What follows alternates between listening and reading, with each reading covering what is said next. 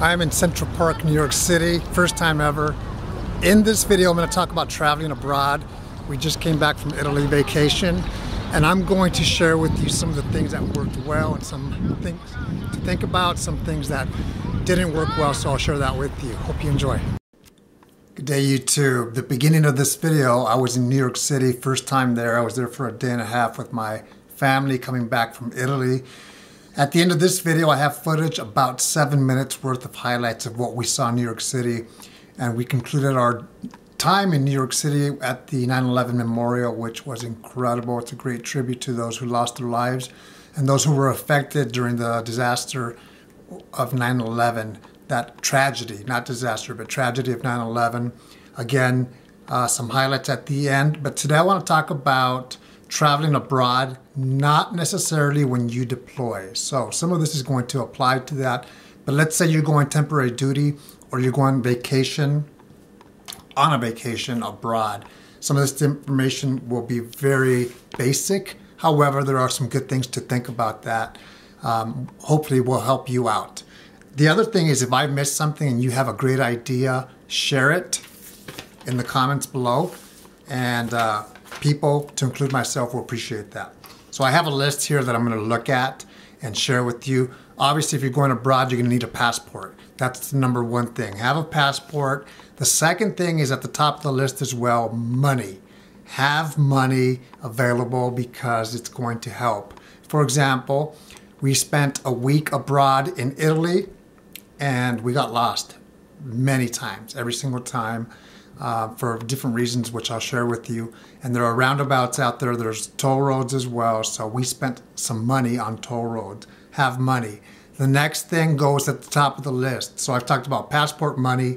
The next thing is patience. Because when you get lost, remember, if you're on vacation or TDY there, you want to explore what's out there. Sometimes maybe you're going to your job. And it's a different country, so you have to have patience. Very important. We got lost within the first hour, and I had to remind myself several times, even though I was tired, we have to have patience because this is a vacation.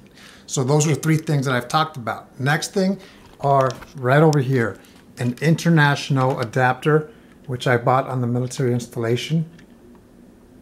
So this right here, I paid $15.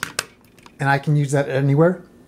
This right here is another adapter. I've actually bought this one a year and a half ago, last year, 2014, when I went to England and Italy and France and Germany. I bought that one, so I had that one with me. Next thing is right here, international driver's permit. It's good for a year. Keep that in your car. Don't buy that. And keep it in your luggage in your hotel room, because that's what I did the first time I went to Europe. So have an international driver's permit. If you're going to rent a car, they're going to ask you for that. They actually asked the person in front of me for their international driver's permit, but the person didn't ask me. You need to have it just in case they do ask for it, which they will in most cases. Next thing is if your vehicle has a GPS, preferably in English, unless you speak another language. My example is we got a rental car and the guy said, your car comes equipped with GPS. I was happy. However, it was in Italian. And I don't even know how to use a GPS. In the US, I use my phone GPS, not a regular one. That is where my backup plan, which was, okay, I have a GPS here, but I don't know how to use it. And I don't completely understand Italian. So we were lost for a first hour. Is my backup plan I had to put into effect, which was my phone, and I used a lot of data. In fact, I'll find out what my phone bill was, but my phone worked and got us there in the end. Going back to money, I was like, you know what, we're in Italy. If I have to use my phone, I'm going to do that to get to point A, from point A to point B and C and D and so forth, and we did. Now, again, of course, I'm going to have to pay for that. That's where the money comes in. Travel advisory on your debit card or credit card. Call your bank or credit union, let them know that you're going abroad. A few years ago, we went to Cancun, Mexico for spring break with my wife and daughter, and I didn't do a travel advisory, so I was using my debit card until my bank stopped that from happening. I had to call them. I had to find a phone card, international phone card, call back to the US and say, hey, why is my debit card blocked? Well, fraud. Well, there is no fraud, but I didn't inform them that I was going abroad. Do a travel advisor on your accounts. Let them know where you're going and for how long. Next thing is auto insurance. The reason I share this is because I just went to Italy and I ended up paying $160 for insurance. I failed to call my car insurance here and ask them, hey, when I rent a car here in the US, you cover me. What about abroad? So because I wasn't sure and I didn't do that, I ended up spending $160, which was well worth it because if something would have happened to that car, for $160, it's taken care of. So no worries about that, but call your auto insurance before you leave and have them say yes or no, we cover you. If I would have been covered before, I could have saved $160. Translator, either on your phone or you know the basics of the language of the country that you're going to. I have basic knowledge of Italian, so I used that and it was very fun because I love languages, so I was able to do that. Toll roads, have that in your budget because toll roads are common in different countries and you will have to pay for that. I don't know how much, but I can tell you that if I were to add it up, it's probably maybe $200 in toll roads in 1 week. Roundabouts, if you're not familiar with them, they're common in many countries outside the US, in England especially, but those are good things because we would miss our exit. And the good thing is you just go to the next roundabout and make, that roundabout. An SD card. The reason I bring this up is a year and a half ago when I was in England, I took my SD card and I missed out on many pictures because I took video and I took some pictures, but I was running out of space. Rechargeable batteries for your equipment or your shaver or your camera, whatever it is that you need that needs to be recharged. That's where this will come in handy. Chargers.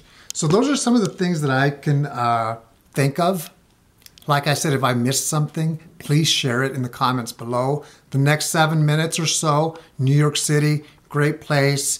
You will see one part where we actually were waiting to get into the 9/11 memorial, and I actually filmed for a split second the cost to get in. It was $24 for adults, so it was 3 of us. It would have been $72. But my daughter is in high school, so she ended up paying $15. It said veterans were $18. I was like, cool, I'll get a discount. However, when I showed my military ID card, I got in for free. We ended up spending,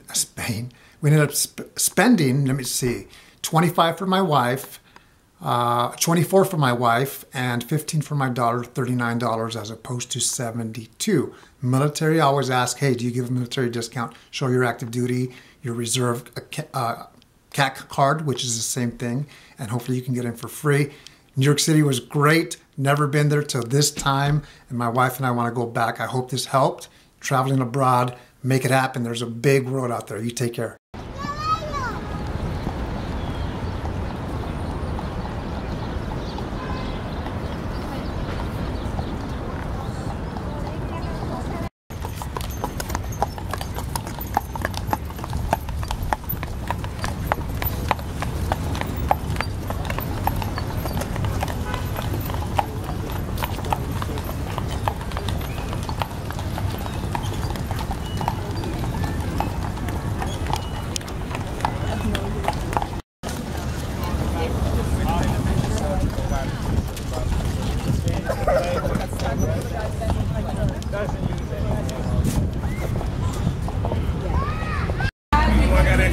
Extra tickets.